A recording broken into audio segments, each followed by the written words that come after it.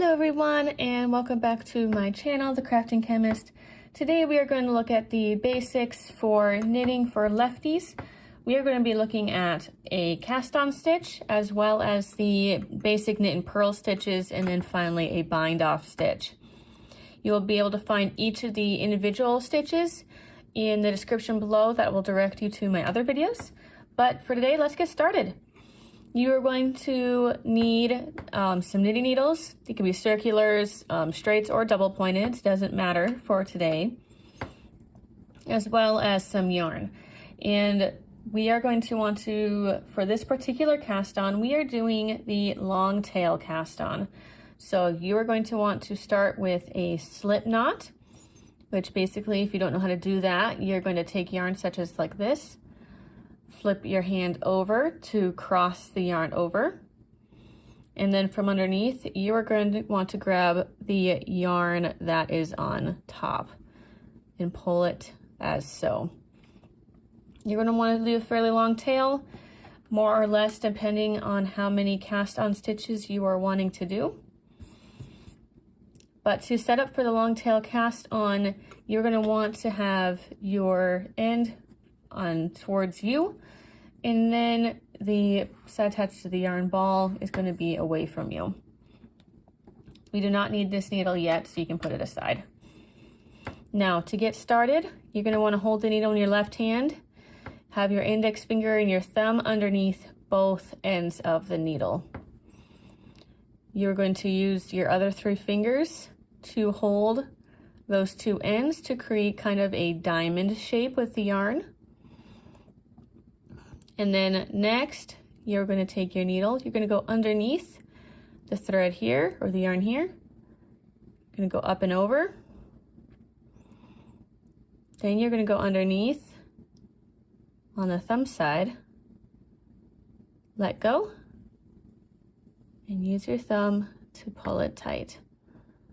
To show it again, I'm going to go underneath, go up and around, go underneath the inner one from the thumb, drop it, and use your thumb to pull tight. This is a cast on stitch that I use for the majority of my projects. Very rarely will I use a different cast on. The only time I might use a different one is if I need really, really stretchy cast on, or if I needed a two color cast on. Might make for needing a different. But for most projects, the long tail works fine for what I need to do. Once you have as many cast on stitches as you want or need, you are going to be at this point done with this end, and you're just going to be sticking with the working end connected to the rest of your yarn ball. We're going to want to turn it around, and this is where you're going to need your second needle. We're going to start with, after the cast on, is doing the knit stitch. And to do that, you're going to take your needle in your left hand. You are going to go through the loop that's in the front of your needle and go back. Make sure I grab the right thread here. Or you're going to want to yarn over or wrap around that needle. You're going to want to keep the needle point pushed up against the needle in your right hand so that you can hold on to it. And then you're going to slide off the loop that was on the right needle, sorry. Show that again. You're going to go underneath here, loop around, and pull through. And that is the knit stitch, abbreviated as K in patterns. When you are starting with knitting, you are going to notice pretty quickly that you may not have an even tension. That is all right. That is something that comes with a lot of practice and with how you hold your yarn. And different people will hold the yarn differently for what works for them to have a consistent tension or tightness or looseness of your stitches. What I do recommend though is that when you are knitting, you want to keep your fingers and your wrists a little bit loose. Not necessarily when you tighten it with here, but just how you hold your needles. You don't want to hold super, super tight all the time. That is very hard on your hands and your wrists and could cause some pain and stiffness. So you want to be able to have your hands be able to be mobile and not have a really, really tight grip on your needles. Just to be able to, even for me, when I knit for multiple hours, I start to get sore, but it helps mitigate some of that by not keeping quite so tight a grip on my needles. So that is how you do the knit stitch. It may not look like much now, but that's just because only one row has been done. So now we're going to rotate it again. We're going to turn, is another term for it.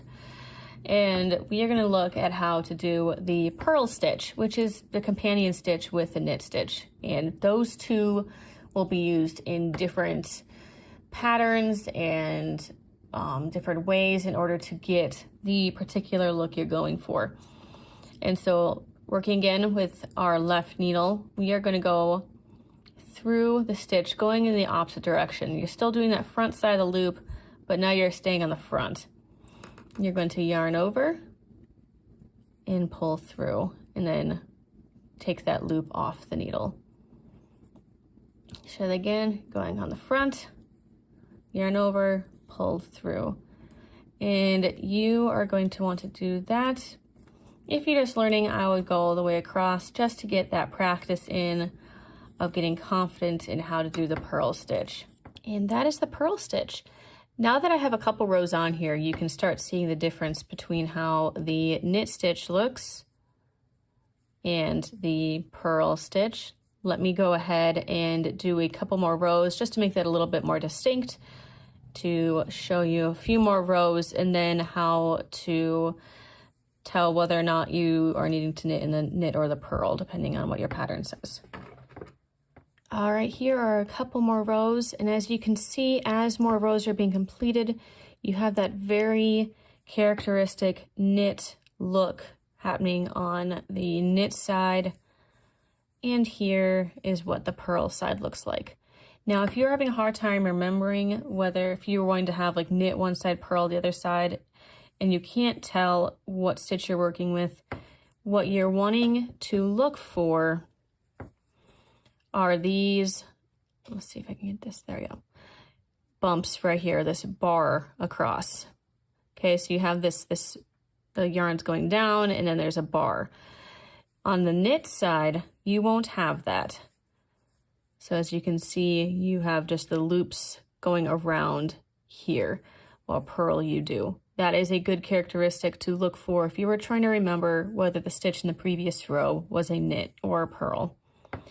Now, for the last part of my video here, we are going to look at the bind off. And we're going to look at the basic one here. There's more than one type.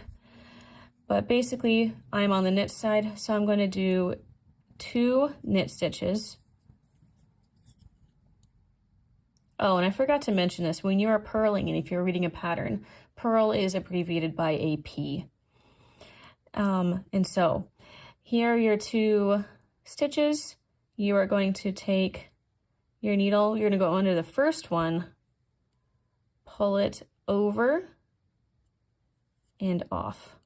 Just to show that again, you're going to knit, pull this up and over and off.